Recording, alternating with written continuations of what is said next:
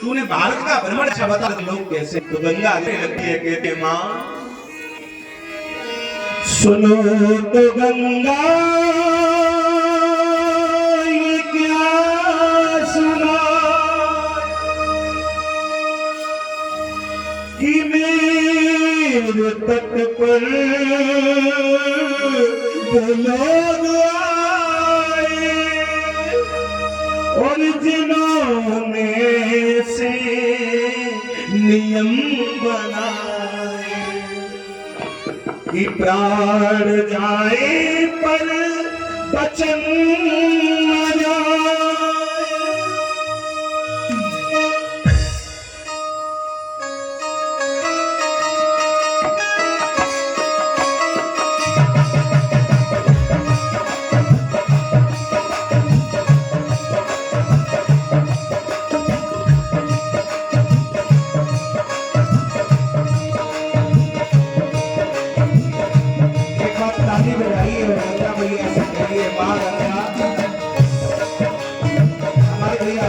आपकी तरफ से 100 और 200 रुपए की भेंट 60 रुपए रियाली अच्छा रहना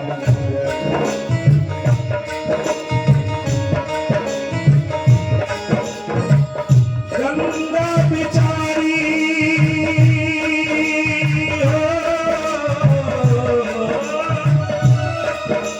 गंगा बिचारी कहे पापी रोते तेरी गंगा नहीं हो गई पापियों के पास तो हो गई तेरी गंगा नहीं हो गई पापियों के पास तो हो गई हर हर गंगे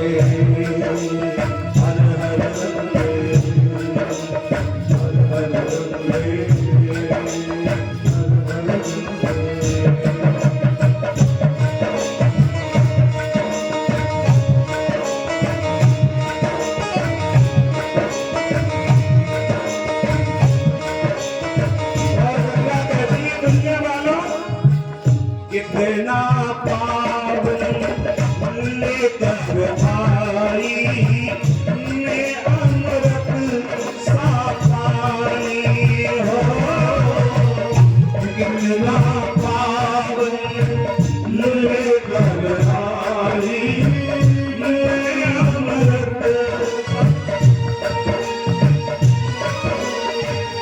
पापी पावन मुझे मिटाए हो गई मैं अज्ञानी पापी पावन मुझे मिटाए हो गई मैं अज्ञानी मेरी दूध जैसी धारा मुझे स्वर्गीय से पुकारा मेरी लहरों में है जीवन मेरी मोरी प्यारा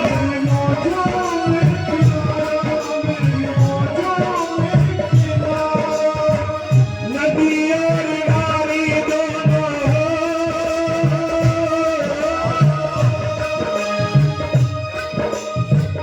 नदी और नारी दोनों दूसरे का पाप नहीं धोगे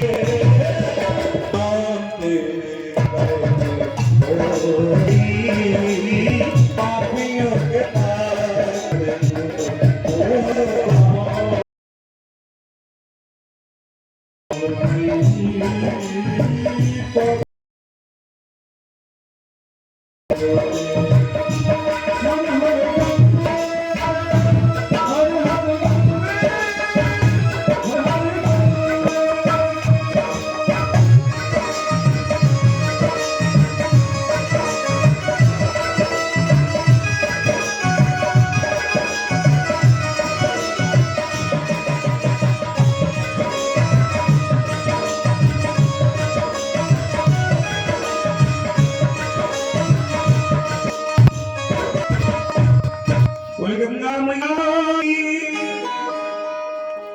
एक बात बता दें, आप गंगा दशहरा के दिन बिठूर घाट जाना या सरसैया घाट जाना तो आपके कानपुर में केवल कानपुर के लोग वहां नहीं मिलेंगे, विदेशी लोग गंगा नहाने आते हैं।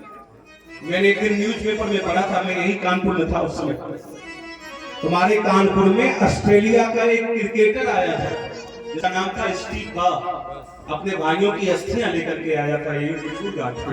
हाँ, चीन, Japan, Pakistan, America, Australia, Holland, Canada, Tibet, Myanmar, Canada, कहाँ के विदेशी लोग गंगा नहाने आते हैं। और कौन विदेशी लोग अपने कपड़े उतार के गंगा के किनारे पे रखते हैं, और कौन कानपुर के नंगा गंगा पे से कपड़े ही चुरा लेते। अब बुरा लग रहा होगा आप लोगों को, अब बुरा लग रहा होगा। लोग हमसे लड़ते हैं, कहते हैं हमारे कानपुर में चोर है, तुम्हारी इटावा में चोर नहीं। हमारे इटावा में चोर है, लेकिन इतने सस्ते चोर नहीं है इटावा के जो किसी के कपड़े चुराएं। इटावा वाले कपड़े नहीं चुराते हैं, इटावा वाले जब चोरी करते हैं तो जयपुर से पूरा एटीएम फाड़ लाते हैं। चोरी करो तो बड़ी करो, छोटी मोटी चोरी क्या भैया साफ बोलेना। जैसे गंगा मैया ने भगीरथ के पूर्वजों का उद्धार किया, आज जय काल हो रही है, फूलों की वर्षा हो रही है। अब थोड़ा वंशावली सुनिए। जब भगीरथ का वंश आगे चला तब खटवांग नाम के राजा पैदा हुए। जब खटवांग का वंश आगे चला तब दीर्घवाई। छोटे भैया के नायक 101 रुपए की भेंट पड़े, दयारी जी रक्षा करें, राधा रानी दया करें। भैया तो जो उसकी कामना करते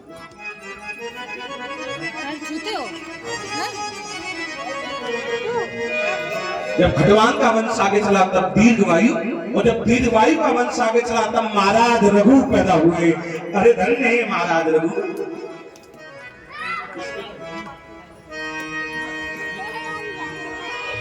महाराज रघु जब इस वंश में आए,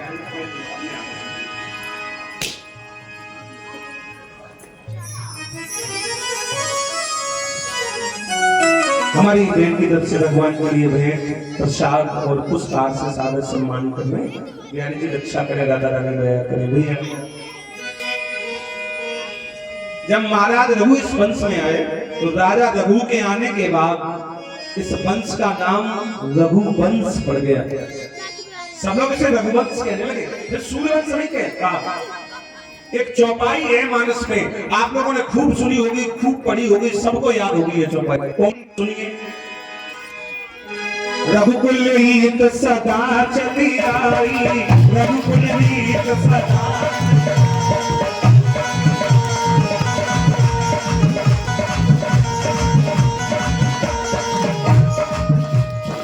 रघुकुल रीत सदा चली आई,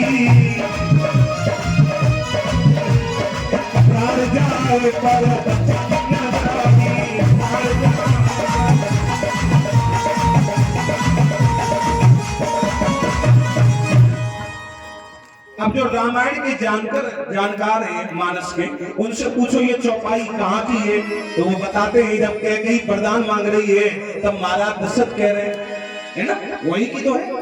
लेकिन एक बात बता दो, ये चौपाई राजा दशरथ के लिए नहीं लिखी गई।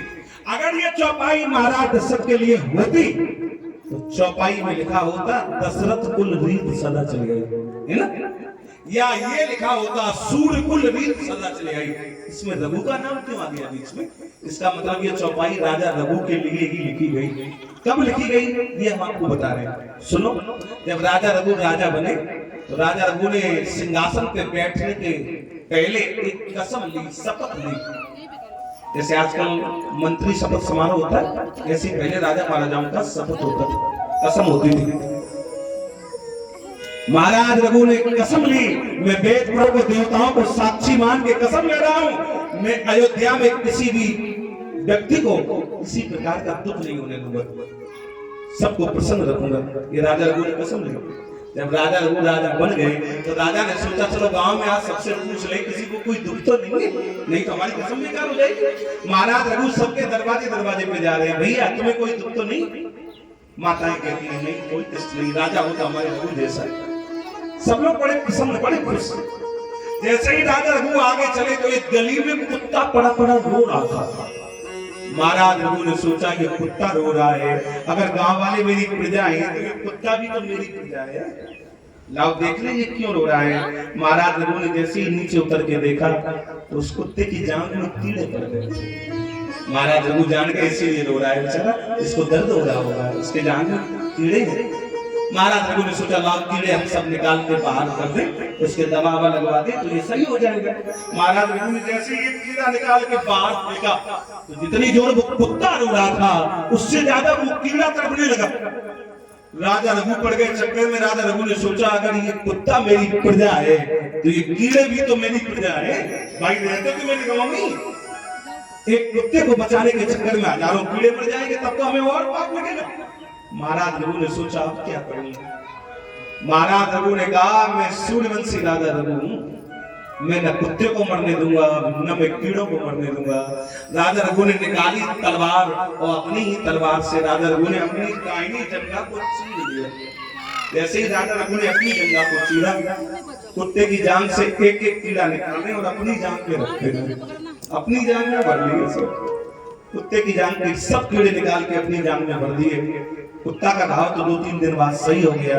महाराज रघु के शरीर में धीमे धीमे कीड़ों का प्रकोप बढ़ने लगा। एक दिन वो आया जब पूरे शरीर में कीड़े पड़ गए। अच्छा एक बात बता दें, महाराज रघु से एक बार धोखे में गौ माता की हत्या हो गई थी, जानबूझ के नहीं धोखे में। तो धोखे में हत्या हुई थी तो इन्हें श्राप लगा था कि तुम जब मरोगे तो तुम्हारे पूरे शरीर में कीड़े पड़ेंगे। तो राजा रघु ने सोचा जब हमारे कीड़े पड़ेंगे तो एक कुत्ता की जान तो बच जाएगी। आज जैसे ही भैया जैसे ही महाराज रघु का अंतिम समय आया, जब प्राण निकलने लगे तो देवताओं ने जय जयकार की और देवताओं ने कह दिया राजा रघु तुम धन्य हो, तुमने जो कह दिया वो करके दिखा दिया। तब देवताओं ने कहा क्या, रघुकुल रीत सदा चली आई,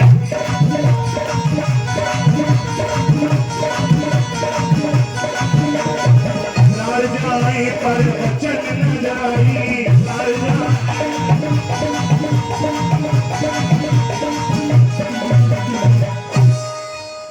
तो ये चौपाई राजा रघु के लिए लिखी गई थी। भैया अब सुनो,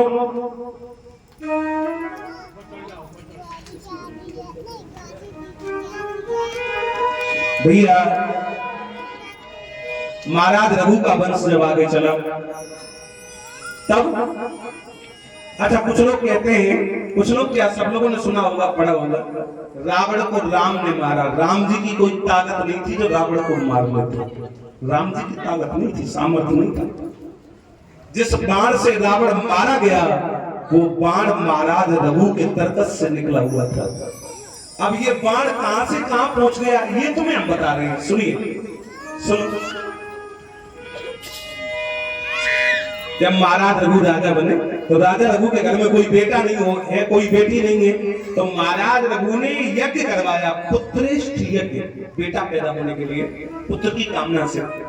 जब यज्ञ शुरू होने लगा तो उस समय लंका का राजा रावण था और रावण त्रिकालज्ञ था। भविष्य में क्या होने वाला है रावण को पता था, भूतकाल में क्या हुआ रावण को पता था, वर्तमान चल रहा है। तो रावण जान गया महाराज रघु करवा रहे हैं यज्ञ, और अगर राजा रघु का यज्ञ सफल हो गया तो इनके घर में ही आगे चल के 2-3 पीढ़ी बाद आएंगे राम और वही मुझे मारेंगे। तो रावण ने सोचा ऐसा करो इन्हीं का यज्ञ खंडित कर दो राजा रघु। रावण पुष्पक विमान पे बैठ के आया उड़ता हुआ ऊपर वायु मार्ग से, और रावण ने क्या किया, ऊपर से ही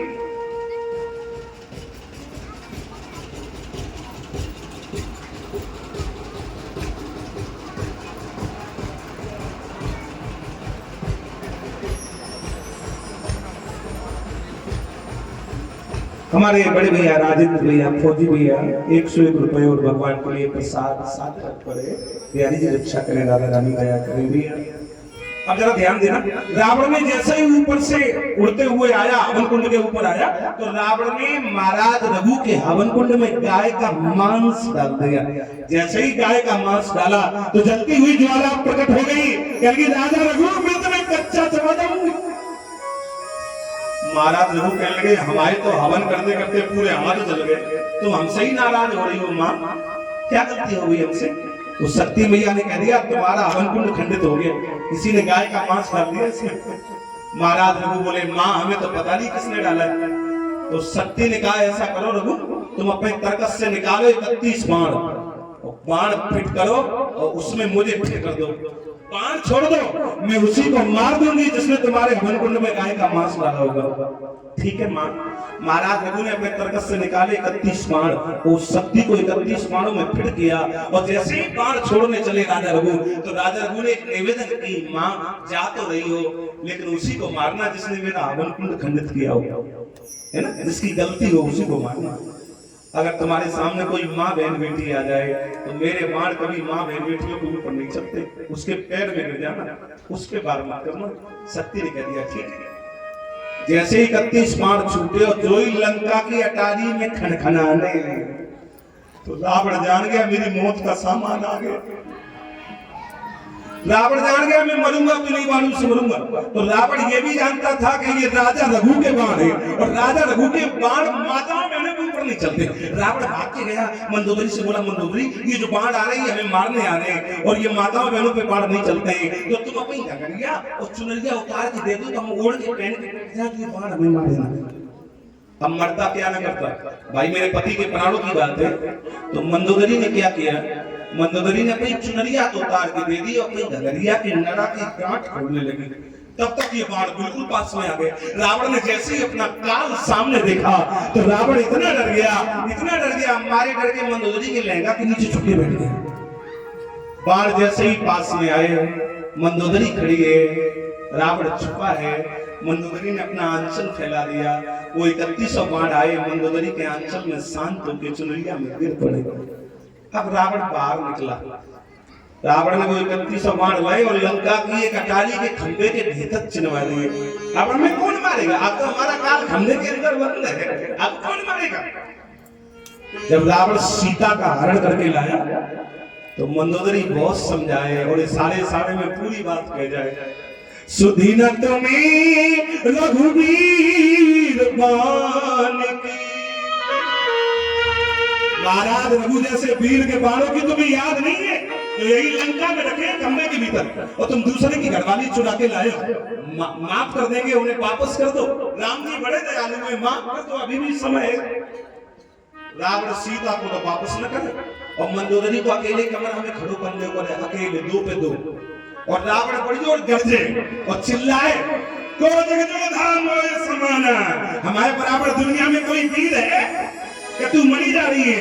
तो मंदोदरी को इतनी हंसी आए, मंदोदरी अपनी साड़ी का किनारा मुंह में लगाए और बड़ी जोर हंसे और कहे पिया आज बहुत बड़े वीर बन रहे हैं और सुधी करो अटैया की जब गाठी ने छूटी लगेगी आपकी, तब पोजीशन का अधिकार नहीं भैया थे। मंदोदरी बहुत समझाए तो रावण कहता था मंदोदरी सुन, और जानकी मैं न तू जानकी, मैंने बाजी लगा दी है जानकी।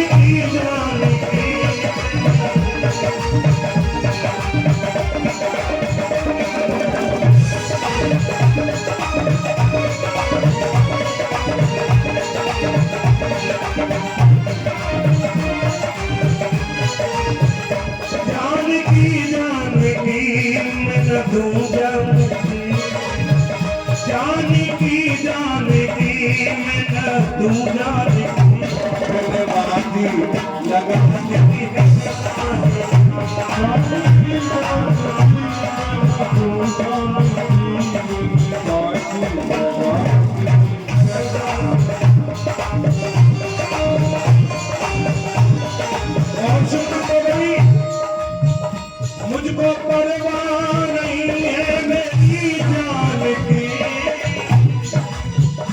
ले चुरा लाया मेरा की जान, मुझको परवाह नहीं है मेरी जान की, ले चुरा लाया मेरा की जान की, मुझको परवाह नहीं है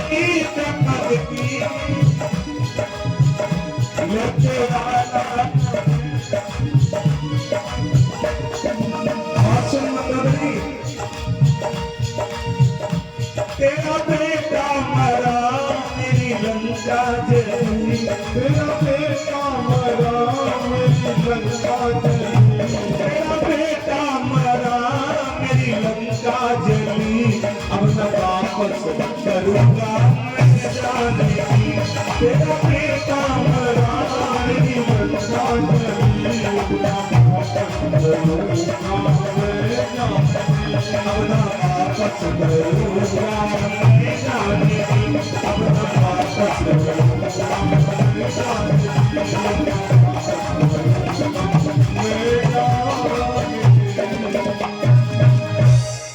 मंदोदरी समझाते समझाते थक गई।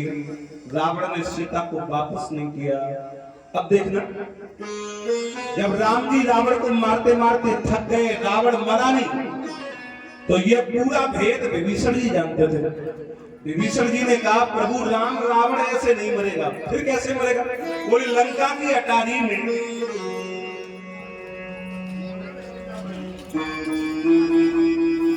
हमारे भैया आशीष भैया 101 रुपए की भेंट करवाई, दयाली जी रक्षा करें, राधा रानी दया करें।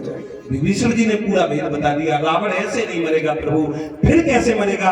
बोले लंका की अटारी में तुम्हारे दादा के 31 बाण रखे हैं, अगर वो बाण कोई ले आए और वो बाण प्रभु राम तुम धड़ के छोड़ो तो रावण की मौत हो जाएगी। अब लंका में बाण है, लेने कौन जाए? हनुमान जी बोले सरकार हमारा पासपोर्ट बन के तैयार हो गया है, हमारे कागज पूरे तैयार है, तुम बताओ हम स्ट्राइक कर दें, तुम चले जाए। हनुमान जी ने जैसे ही कहा मैं चला जाऊं, राम जी ने कहा ठीक है चले जाए।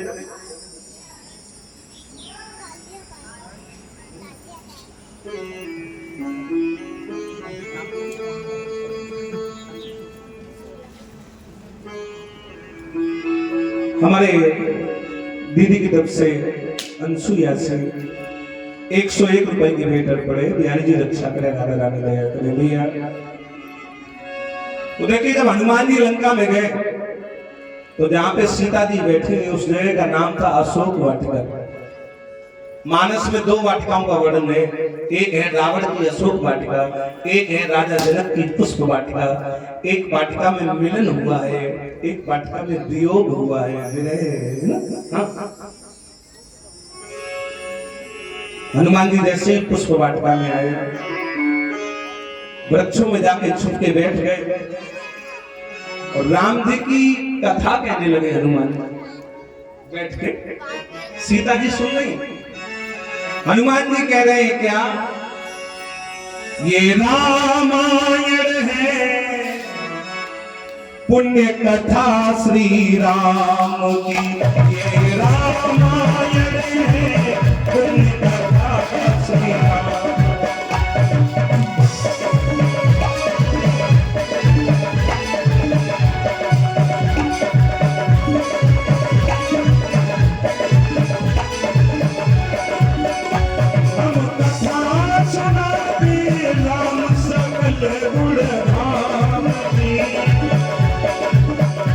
ये रामायण पुण्य कथा श्री राम की, ये रामायण पुण्य कथा श्री राम।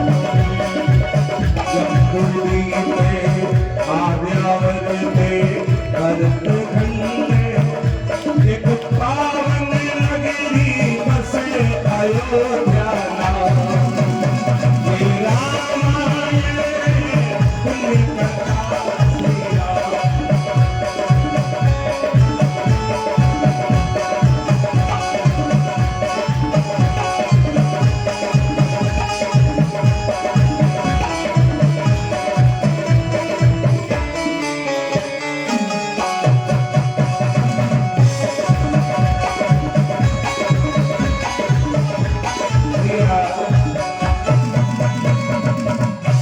जैसे ही सीता जी ने सुना तो सीता जी बोली जरा सामने तो आओ, जिसकी कथा इतनी सुंदर है वो कितना सुंदर होगा। तो हनुमान जी बोले मैया केवल कथा सुंदर है, बस कथा कहने वाला तो बिल्कुल बंदर है। हाँ, जब हनुमान जी लंका में पहुंचे तो हनुमान जी को ये तो पता था कि खंबे में बाण है, लेकिन खंबा नंबर नहीं पता था। भाई लंका में एक खंबा तो होगा नहीं, जरा सोचो बहुत सारे खंबे होंगे। हनुमान जी ने सोचा हाथ में गदा तो है, एक तरफ से जितने खंबा दिखाई देते थे सब तोड़ दो, गाँव न गाँव में तो बाढ़ मिलेंगे। हनुमान जी ने जैसे ही एक तरफ से लंका को ढाना शुरू किया तो उसी दिन से हमारे बड़े बूढ़े एक कहावत कह देते हैं, घर का भेदी लंका ढा दे, घर का भेदी विभीषण बन गया। हनुमान जी ने जब लंका ढा दी और जब वो 31 बाण मिले, वो 31 बाण लेके आए प्रभु राम को दिए। जब राम जी ने वो 31 बाण धर के छोड़े तब 10-20 भुजाएं एक नाभि में जाके लगा, तब रावण की मृत्यु हुई। वो बाण राजा रघु के निकले हुए थे, राम जी ने केवल छोड़े हैं वो बाण। भैया अब सुनिए कथा। जब महाराज रघु का वंश आगे चला तब महाराज अज पैदा हुए। जब महाराज अज का वंश आगे चला तब महाराज दशरथ पैदा हुए। देखो राम जी का अवतार तो हम लोग सुनेंगे। पहले दशरथ जी का जन्म सुन लो, दशरथ कैसे पैदा हुए। पहले दशरथ का जन्म, राम जी का अवतार है ना। महाराज दशरथ के पिता का नाम राजा अज, और राजा अज के 1 नहीं 2 नहीं 3 नहीं, राजा अज के 100 रानियां हैं। 100 रानी है महाराज अज के, लेकिन लड़का एक किसी से नहीं हुआ। 100 रानियों में लड़का बेटी किसी से नहीं। तो एक दिन 100 रानियों ने कहा, पतिदेव जब घर में बेटा नहीं है बेटी नहीं है तो क्या करोगे इस धन का। हाँ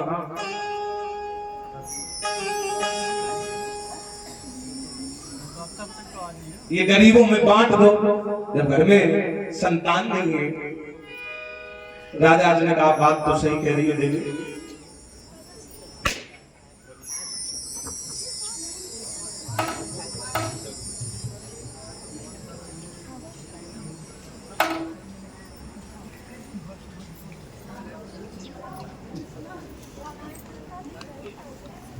हमारे भैया रमेश भैया आपकी तरफ से 201 रुपए और पुष्पहार से सादर सम्मान करने। बिहारी जी रक्षा करें, राधा रानी दया करें। हम भैया के उज्जवल भविष्य की कामना करते हैं।